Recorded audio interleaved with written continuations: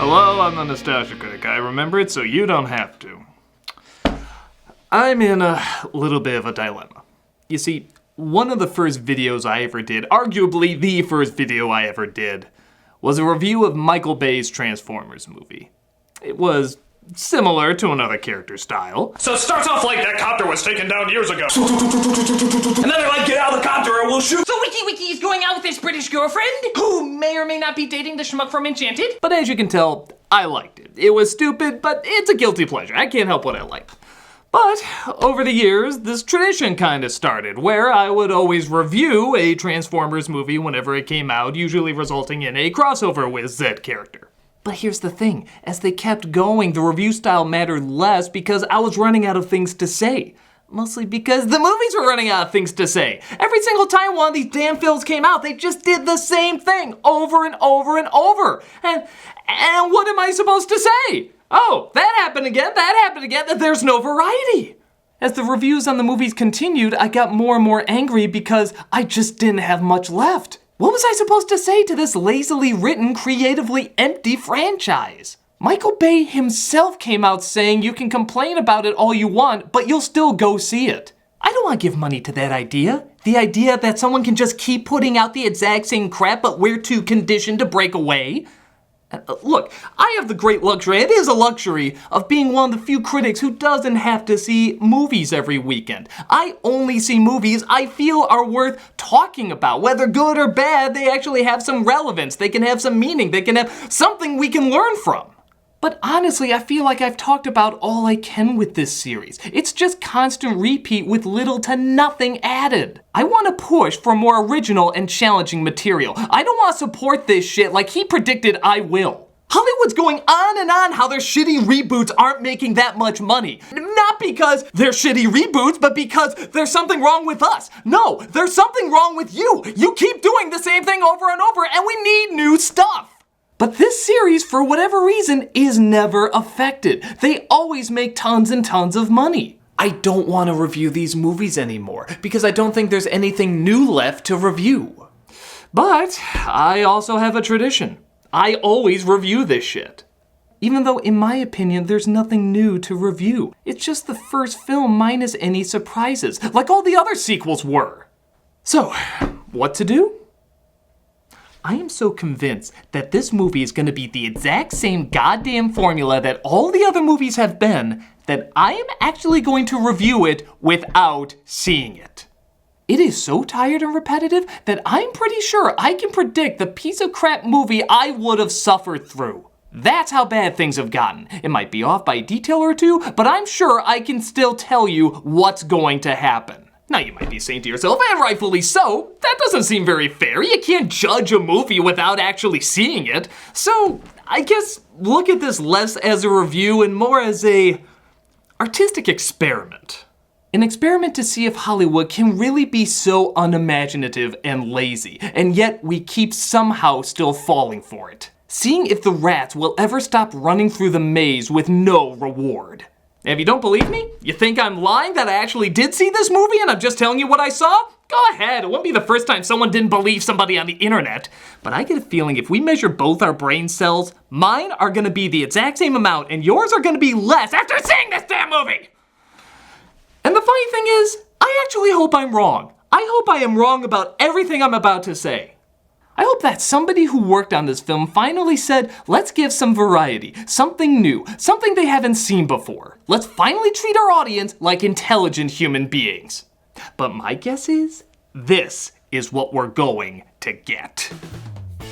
It's gonna start off years and years ago in the past. You think, oh, this is what the movie's gonna be about. Transformers with knights and Nazis and catapults and flames. But it's not, it's more of the same. Just Transformers fighting in modern day in the city and or desert. All this stuff with the knights and Nazis that they're showing all over the trailers, that's only gonna be in the first few minutes, with probably a little flashback to it in the middle. Because you don't want to see Transformers fighting with knights even though it's called The Last Knight. Oh wait, yes you do, but you're not gonna get it. Because you need American Mick American, played by Mark Wahlberg from the last movie. Because he's the new main character, we'll have some sort of introduction with him getting used to the Transformers in his everyday life, leading to comedy that's not funny, but it's big, so your testicles will be like, yeah, that's funny, cause it's big. But don't worry, we'll also get small annoying comedic moments with obnoxious comedy relief. You pray to Christ they're not going to be in a lot of the film, but they probably are. Making dumb sex jokes to the first graders that shouldn't be watching this movie, but clearly this is the exact audience the film is made for. Speaking of which, we gotta set up our supporting cast, which is usually kids. Whether high school, college, or even younger, we need a good-looking kid who for some reason is an outcast, even though they could probably get by in their looks alone. If it's a boy, he'll be awkward and funny. If it's a girl, she'll be a badass tech. We need the geek, or geeks. One of them will probably die because we only need one saying unfunny, awkward dialogue. And of course we need the hot chick who's also a brain, and they'll demonstrate this by giving her glasses. She's supposed to be smarter than everyone else, but clearly she spent more time trying to get her makeup right than her computer-savvy dialogue. We need, of course, returning supporting cast, either Josh Duhamel, John Turturro, Stanley Tucci, or if they're really desperate, all of them. Maybe even a Shia cameo if they're beyond desperate. You need the celebrity suit. This is a person that looks really important to the story, but they're not. They're just there to read exposition. They get a big dignified star to make you think there's a lot of weight to this role, but usually they do something really stupid that you're supposed to think is funny because it's that dignified star looking like a 2-year-old, but it's not funny, it's just that dignified star looking like a 2-year-old. And that dignified star does it without question because, my dumb grandkids like these movies. Oh, and the suit is covering up something. Because the person in a suit is always a big part of the government cover-up that somehow nobody ever figures out, despite there apparently being millions of times the Transformers have pretty much created our history. Hell, even some of the city fights in the other films were somehow covered up. As if even the government would be stupid enough to tell us not to trust our own eyes and ears. Actually, it's not that far-fetched.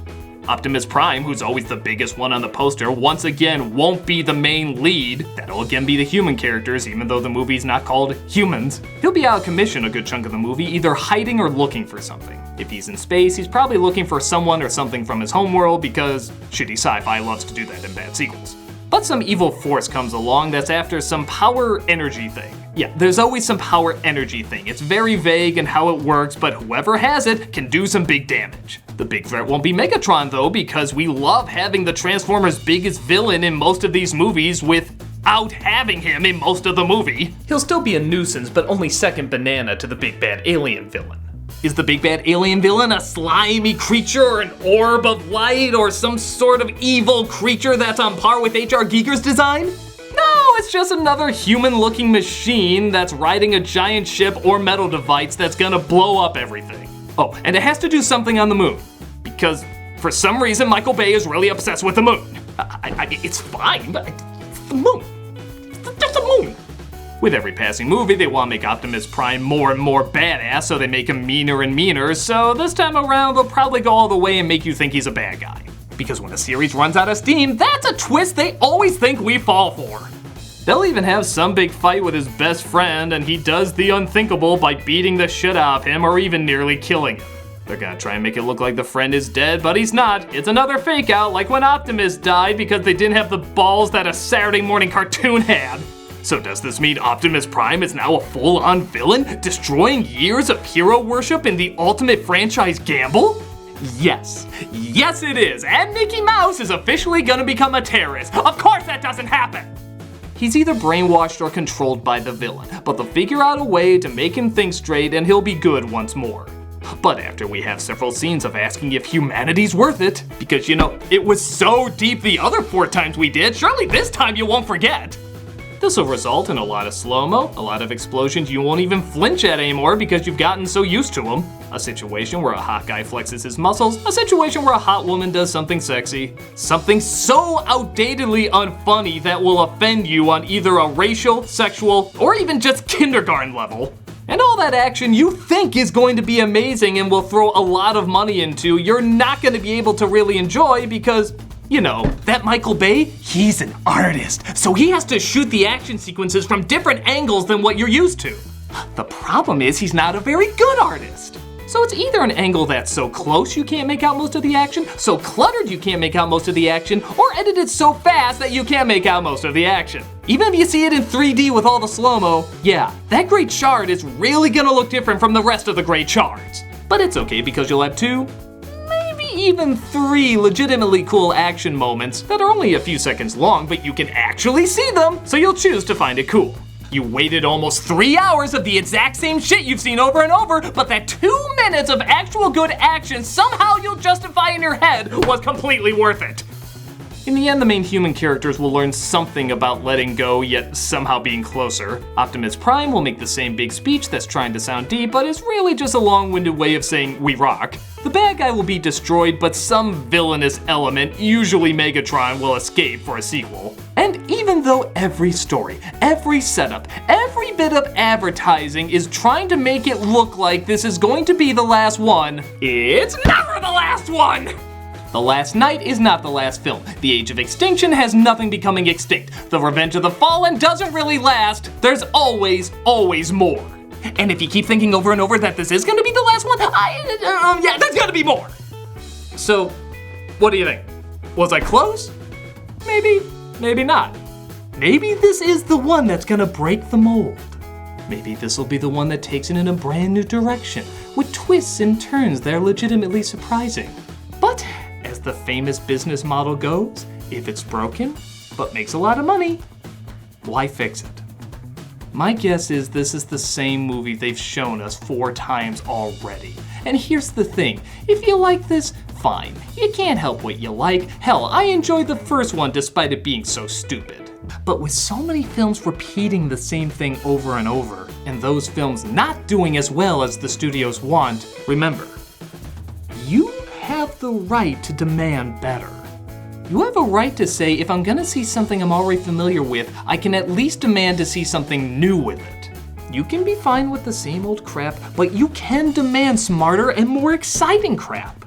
We all have that fast food McDonald's garbage that we eat, but even McDonald's puts out a new sandwich every once in a while. You don't have to eat a shitty cheeseburger over and over and over. You can demand a new sauce, a new meal, even a new restaurant. The rodeo burger is still amazing. This is just a different take on a fascinatingly repetitive series, and I don't see myself doing it often or really ever again. I'm a reviewer. I want to talk about what I see as opposed to what I don't see. This is just something different. Like I said, an artistic experiment.